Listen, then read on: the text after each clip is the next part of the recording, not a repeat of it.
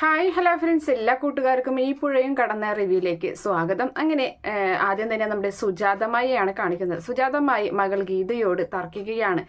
ഗീതയോട് പറയുന്നുണ്ട്, നീ എൻ്റെ കാലിൽ കുഴമ്പിട്ട് നീ എൻ്റെ സ്വത്തുക്കളൊക്കെ തട്ടിയെടുക്കാമെന്ന് നീ വിചാരിക്കേണ്ട. അങ്ങനെ വല്ല വിചാരമുണ്ടെങ്കിൽ ഇവിടെ താമസിക്കുകയും വേണ്ട. നിനക്ക് 30 പവന്റെ സ്വർണവും അതുപോലെ 5 ലക്ഷം രൂപയൊക്കെ തന്ന് നിനക്ക് കല്യാണം കഴിച്ചതാണ്. അന്ന് പവന് 45,000 ഉണ്ടായിരുന്നുള്ളൂ. ഇപ്പോൾ അതിൻ്റെ ഇരട്ടിയുടെ ഇരട്ടിയായി. അത് മതി നിങ്ങൾക്കൊക്കെ ജീവിക്കാനായിട്ട്. പിന്നെ മോള് ആ ഒരു കിനാവ് കണ്ട് ഇവിടെ കഴിയേണ്ട. ഒരു തരി മണ്ണോ ഒരു തരി നയ പൈസയോ എൻ്റെ കയ്യിൽ നിന്ന് നിനക്ക് കിട്ടില്ല എന്ന് പറഞ്ഞ് സുജാതമായി അങ്ങനെ ഉറതുള്ളുകയാണ്. എന്നിട്ട് പറയുന്നുണ്ട്, മര്യാദക്ക് ഇറങ്ങിക്കോളാം നിന്റെ ദാസേട്ടനായിട്ട് ഇവിടെ നിന്ന് നാളെ തന്നെ എന്നിങ്ങനെ പറയുകയാണ്. പറഞ്ഞത് മനസ്സിലായോ എന്ന് ചോദിക്കുമ്പോൾ അപ്പുറം നിന്ന് ദാസ് വരികയാണ്. എന്നിട്ട് പറയുന്നുണ്ട്, ഇല്ല മാറില്ല, എന്ത് ചെയ്യാൻ പറ്റും, ഞങ്ങൾ ഇവിടെ നിന്ന് പോയില്ല എന്നിങ്ങനെ പറഞ്ഞുകൊണ്ട് ആകെ കള്ളു കുടിച്ച് ലെവല് കെട്ട് ആടി അവിടെ നിന്നും വരികയാണ്. എന്നിട്ട് പറഞ്ഞു, തള്ളേ നിങ്ങളെ എനിക്ക് കൊന്നിട്ടായാലും എനിക്ക് ഈ ഭൂമി കിട്ടണം. അത് ഞാൻ വിചാരിച്ചിട്ടുള്ള കാര്യമാണ്. നിങ്ങളെ ഞാൻ കൊല്ലോടോ എന്നിങ്ങനെ പറയുകയാണ്. അപ്പോൾ ആ സമയത്ത് നമ്മുടെ ഗീത ദാസിനെ തടയുകയാണ്. ഗീത പറയുന്നുണ്ട്, വേണ്ട ദാസേട്ട, നാളെ ദാസേട്ടൻ നല്ല ബോധത്തിലിരിക്കുമ്പോൾ അവരോട് സംസാരിക്കാം.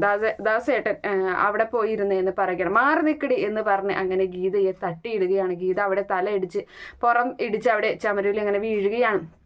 അങ്ങനെ ആ സമയത്ത് ദാസ് ഉള്ളിലോട്ട് പോവുകയാണ്, അകത്തോട്ട് പോകുന്നുണ്ട്. അങ്ങനെ അകത്തോട്ട് പോയിട്ട് ആ സമയം നമ്മുടെ സുജാതമായി ഗീതയെ പൊക്കിയെടുക്കാൻ ശ്രമിക്കുകയാണ്. വാ മോളെ എന്നിങ്ങനെ പറഞ്ഞിട്ട്, മാറുതള്ളേ, നിങ്ങൾ കാരണമാണ് എനിക്ക് ഇതൊക്കെ കേൾക്കേണ്ടി വന്നത്. നിങ്ങൾ സ്വത്തും കെട്ടിപ്പിടിച്ച് നിന്നു. എൻ്റെ ദാസേട്ടൻ ഇതുവരെ ഒരു വാക്കുകൊണ്ട് പോലും എന്നെ വേദനിപ്പിച്ചിട്ടില്ല, സ്നേഹിക്കല്ലാതെ. ഇതൊക്കെ കാരണം നിങ്ങൾ തന്നെയാണ്. അതുകൊണ്ട് മാറി നിൽക്ക് എന്ന് പറയുകയാണ്. നിങ്ങൾക്ക് നിങ്ങളെ സ്വത്ത് മുതലല്ലേ വലുത്, മകളുടെ ജീവിതമല്ലല്ലോ. നിങ്ങളത് കെട്ടിപ്പിടിച്ച് അവിടെ എന്ന് പറഞ്ഞങ്ങനെ ഇരിക്കുകയാണ്. അങ്ങനെ ആ സമയം നോക്കുമ്പോൾ അതാ നമ്മുടെ ദാസ് ഒരു വെട്ടുകത്തിയുമായിട്ട് അവിടേക്ക് വരികയാണ്. അത് കണ്ട് സുജാതമായി ആകെ പേടിക്കുന്നുണ്ട്. അതുപോലെ തന്നെ ഗീതയും അയ്യോ എന്ന് പറഞ്ഞ പെട്ടെന്ന് തന്നെ അവൾ ചാടി എഴുന്നേറ്റ് ദാസിനെ തടയുകയാണ്. ദാസേട്ടാ എന്തായി കാണിക്കുന്നതെന്ന് ചോദിക്കുന്നുണ്ട്. മാറി നിൽക്കടി, അവരെ ഞാൻ കൊല്ലട്ടടി, അവരൊരു ന്യായം എന്നൊക്കെ പറഞ്ഞങ്ങനെ നിൽക്കുകയാണ്. ഞാൻ ഈ സ്വത്ത് മോഹിച്ചിട്ടുണ്ടെങ്കിൽ ഇത് ഞാൻ വാങ്ങിക്കുക തന്നെ ചെയ്യും എന്ന് പറയുകയാണ്. അപ്പം നമ്മുടെ ഗീത തടയാൻ ശ്രമിക്കുമ്പോൾ വീണ്ടും ഗീതയെ തട്ടി ഇടുകയാണ്. അങ്ങനെ ഈ പറയുന്ന സുജാതമായി പുറത്തേക്ക് ഓടുകയാണ്. പുറകെയായിട്ട് ഈ വെട്ടുകത്തിയുമായിട്ട് ദാസുമുണ്ട്. നിക്കടി അവിടെ എന്ന് പറഞ്ഞു അങ്ങനെ ഒരൊറ്റ ആയുന്നുണ്ട് കൊല്ലാനായിട്ട്. പക്ഷേ അവൻ്റെ കൈ ഒരു തൂണിൻ്റെ ഇടയിൽ ഇങ്ങനെ പെട്ടുപോവുകയാണ്. അപ്പോൾ ആ സമയം സുജാതമായി അവിടെ നിന്ന് ഓടി രക്ഷപ്പെടുന്നുണ്ട് പുറത്തോട്ട്. പുറകെയായിട്ട് നിക്കടി അവിടെ എന്ന് പറഞ്ഞിട്ട് പുറകെയായിട്ട് ദാസും വെട്ടുകത്തിയുമായിട്ട് ഓടുകയാണ്. അങ്ങനെ സുജാതമായി നല്ല ഇരുട്ടാണല്ലോ. അപ്പോൾ സുജാതമായി ഓളി എടുക്കുന്നുണ്ട്. അയ്യോ രക്ഷിക്കണേ, ആരെങ്കിലും ഓടി വരണേ, അയ്യോ എന്നൊക്കെ പറഞ്ഞ് ഒച്ചയിടുകയാണ്. പക്ഷേ ചുറ്റിലും വീടുകളൊന്നും ഇല്ലാത്തതിനാൽ ആരും തന്നെ കേൾക്കുന്നില്ല. അങ്ങനെ സുജാതമായി ഒരു ഇരുട്ടിന്റെ മറവിൽ ഒരു മരത്തിന്റെ മറവിലായിട്ട് അങ്ങനെ ഇരിക്കുകയാണ്. ദാസാണെങ്കിൽ ആ വെട്ടുകത്തിയും കൊണ്ട് ചുറ്റുപാടും ഓടി നടന്ന് നോക്കുന്നുണ്ട്. എവിടെ നിന്റെ തള്ള എന്നൊക്കെ ചോദിച്ചിട്ട്. അപ്പൊ ഗീത അമ്മ എവിടെയാ അമ്മ എന്നൊക്കെ വിളിച്ചിട്ട് ഇങ്ങനെ നടക്കുന്നുണ്ട്. പക്ഷേ സുജാതമായി അങ്ങനെ അവിടെ പേടിച്ചങ്ങനെ ഇരിക്കുകയാണ്. അതേ സമയത്താണെങ്കിൽ നമ്മുടെ ഗംഗയും കൂട്ടരും അവരങ്ങനെ കാറിൽ തിരിച്ചു വരികയാണല്ലോ. അപ്പോൾ ആ സമയത്ത് കാറൊന്ന് ബ്രേക്ക് ഡൗൺ ആയി. അപ്പോൾ കാറ് അവിടെ നിൽക്കുകയാണ് കേട്ടോ. അപ്പോൾ ആ സമയത്ത് ഡ്രൈവർ ഇറങ്ങിയിട്ട് നോക്കുന്നുണ്ട്. അപ്പോൾ നോക്കുമ്പോൾ എന്തോ ഒരു കുഴപ്പം, പഞ്ചറോ എന്തോ ഒരു ടയറിന് എന്തോ ഒരു പ്രശ്നം, എന്തോ കാര്യങ്ങളുണ്ട്. അങ്ങനെ ആ സമയത്ത് അതൊക്കെ അവരവിടെ ഇറങ്ങി എന്നിട്ട് അതൊക്കെ റെഡിയാക്കുകയും ചെയ്യുന്നുണ്ട്. അങ്ങനെ അതിനുശേഷം വീണ്ടും ഡ്രൈവർ കയറി സ്റ്റാർട്ടാക്കാൻ നോക്കുമ്പോൾ വീണ്ടും സ്റ്റാർട്ട് ആവുന്നില്ല. അപ്പോൾ പറയുന്നുണ്ട്, ഒന്ന് തള്ളേണ്ടി വരും എന്ന് പറയുകയാണ്. അതിനെന്താ എന്നും പറഞ്ഞിട്ട് നമ്മുടെ സലീമൊക്കെയും അതുപോലെ തന്നെ അവനും കൂടി ഇറങ്ങിയിട്ട് വണ്ടി അങ്ങനെ തള്ളുകയാണ്. അങ്ങനെ വണ്ടി തള്ളുന്ന സമയത്ത് വിനീതിന് കോൾ വരികയാണ് സ്വന്തം അമ്മയുടെ. അപ്പോൾ ആ സമയത്ത് അമ്മയാണല്ലോ എന്ന് പറഞ്ഞ് കോൾ എടുക്കുന്നുണ്ട്. അങ്ങനെ എന്താ അമ്മയെന്ന് ചോദിക്കുകയാണ്. അപ്പോൾ ആ സമയത്ത് മോനെ എവിടെയാ ഇവിടെ ആകെ പ്രശ്നം നടക്കുക. അപ്പം അമ്മ എന്തിനാ കരയുന്നത്, അവൻ കരയാതെ കാര്യം പറയാമെന്ന് വിനീത് പറയുന്നുണ്ട്. അല്ല മോനെ, ഇവിടെ ദാസ് എന്നെ വെട്ടാൻ വേണ്ടി വെട്ടുകത്തിയുമായിട്ട് വന്നിരിക്കുകയാണ് ഇവിടെ കള്ളു കുടിച്ചിട്ട്. അപ്പോൾ അതാണ് അത്രക്കല്ലേ കാര്യം, അത് കള്ളു കുടിച്ചിട്ടാവും അമ്മ, അത് സാരില്ല അമ്മ, ടെൻഷൻ അടിക്കേണ്ട എന്നിങ്ങനെ പറഞ്ഞ് നിൽക്കുകയാണ്. അപ്പോൾ നമ്മുടെ ഇവളും കൂടി ഇറങ്ങുന്നുണ്ടായിരുന്നു.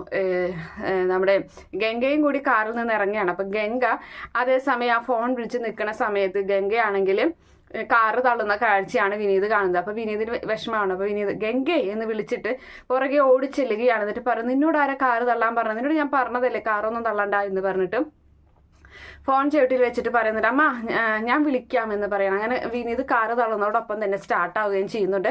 അങ്ങനെ അതിനുശേഷം അവരെല്ലാവരും ആ കാറിൽ കയറി ഇരിക്കുകയാണ്. അപ്പം ഞാൻ വിളിക്കാം മാ എന്ന് പറഞ്ഞിട്ട് കട്ട് ചെയ്യുന്നുണ്ട്. അപ്പം വിനീതിന് അവിടുത്തെ കാര്യങ്ങളൊന്നും മനസ്സിലായിട്ടില്ല.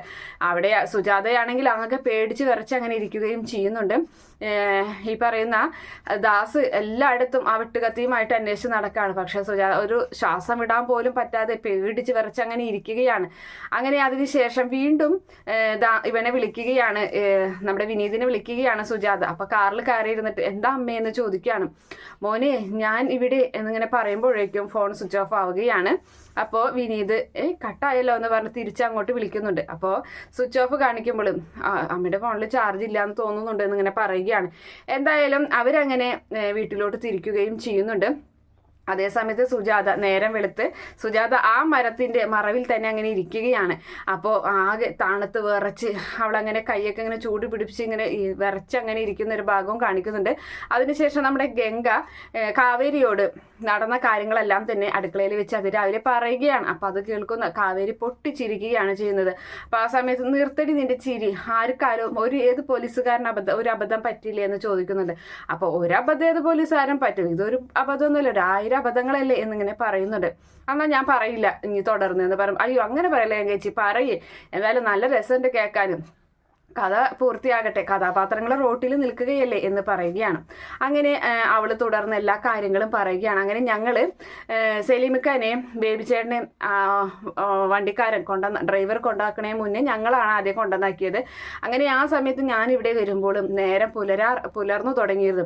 അപ്പോൾ നോക്കുമ്പോൾ അമ്മ അതാ ചൂല് മാറ്റി മുറ്റത്ത് നിൽക്കുന്നു. ഞാൻ എങ്ങനെയെങ്കിലും ഒന്ന് കിടന്നാൽ മതി എന്ന് വിചാരിച്ച് ഇങ്ങോട്ട് വരുന്ന സമയത്താണ് അമ്മ പറയുന്നത് എന്നോട്, പോയി ചായ വെച്ചിട്ട് കൊണ്ടുപാടിയെന്ന്.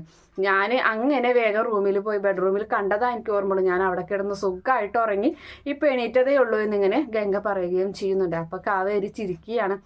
അപ്പോൾ അല്ല കാവേരി, ഞങ്ങൾ പോകുന്ന സമയത്ത് നിന്നെ ഇവിടെ കണ്ടില്ലല്ലോ, നീ എവിടെയായിരുന്നു എന്ന് ചോദിക്കുന്നുണ്ട്.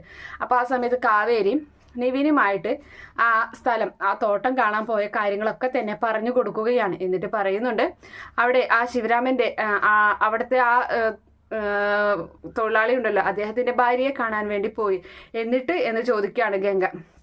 അപ്പോൾ പറയുന്നുണ്ട്, അവരരികിലേക്ക് ഞാൻ പോയി. അപ്പോൾ അവരുടെ ഭർത്താവ് നേരത്തെ തന്നെ എന്നെ പറ്റിയിട്ടുള്ള കാര്യങ്ങൾ പറഞ്ഞു കൊടുത്തിരുന്നു. അപ്പോൾ എന്നെ കണ്ട പാടെ തന്നെ അവർ കാവേരിയല്ലേ എന്ന് ചോദിക്കുകയും ചെയ്തു. അപ്പോൾ വളരെ ചെറുപ്പത്തിലെ കണ്ടതാണെങ്കിലും ചേട്ടൻ ഇപ്പം തന്നെ വിളിച്ച് പറഞ്ഞതേ ഉള്ളൂ എന്ന് പറയുകയും ചെയ്യുന്നുണ്ട്. അങ്ങനെ ആ സമയത്ത് ഗംഗ പറയുകയാണ്, അതെ നമുക്ക് ആ പറമ്പ് തന്നെയാണെന്ന് ഉറപ്പൊന്നും വിചാരിക്കാൻ പറ്റില്ലല്ലോ, കാരണം അതുപോലത്തെ ഒരുപാട് പറമ്പൊക്കെ ഉണ്ടാവുമല്ലോ എന്നിങ്ങനെയൊക്കെ പറഞ്ഞ് അങ്ങനെ അവരുടെ സംശയങ്ങൾ പരസ്പരം പങ്കുവെച്ച് നിൽക്കുന്ന ഭാഗത്തോടു കൂടി ഇന്നത്തെ എപ്പിസോഡ് അവസാനിക്കുകയാണ്. ഈ റിവ്യൂ ഇഷ്ടപ്പെടുകയാണെങ്കിൽ ഈ ചാനൽ ഒന്ന് സബ്സ്ക്രൈബ് ചെയ്ത് സപ്പോർട്ട് ചെയ്യുക. Okay friends, bye, thank U.